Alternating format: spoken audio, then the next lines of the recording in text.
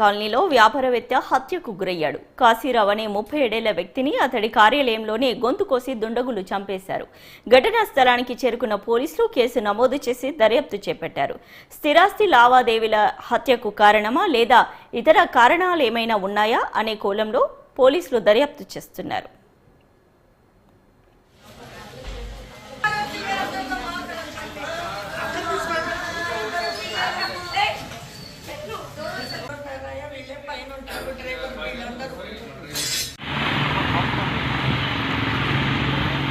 ఈరోజు ఉదయం మనకు ఒక వ్యక్తి సమాచారం మేరకు భాగీరథ దగ్గర ఒక వ్యక్తి రక్తమడుగులో ఉండండి తెలియగా మేము అక్కడికి పోయినాం. అప్పటికి ఏంటంటే సుమలత అనే కంప్లైంట్.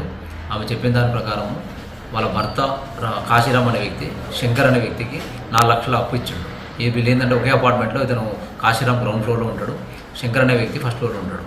వీళ్ళిద్దరు ఆర్థిక లావాదేవీల విషయంలో డబ్బులు ఆడడానికి ఈరోజు ఉదయం అతను కాశీరామ్ అనే వ్యక్తి ఫస్ట్ ఫ్లోర్లో శంకర్ వాళ్ళ రూమ్కి వెళ్తాడు. ఆ రూమ్కి వెళ్ళే క్రమంలో వాళ్ళిద్దరు ఏం జరుగుతుందో తెలియదు.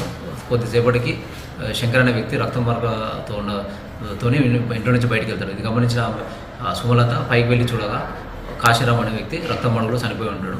ఈ విషయాన్ని కిందికి వచ్చి వాళ్ళకి తెలిసిన వాళ్ళు చెప్పడం వల్ల వాళ్ళు మనకు ఇన్ఫర్మేషన్ ఇస్తారు. దాని మీద మనం పోయి వెరిఫై చేసినాము. పోస్టింగ్ ఉంది, ఏసీపీ గారు కూడా వచ్చారు. దాని మీద ఇప్పుడు ఇన్వెస్టిగేషన్ నడుస్తుంది. శంకర్ అనే వ్యక్తి లేదు, అతని కోసం మన ఎస్ఐ మిగతా టీము వెతుకుతున్నారు.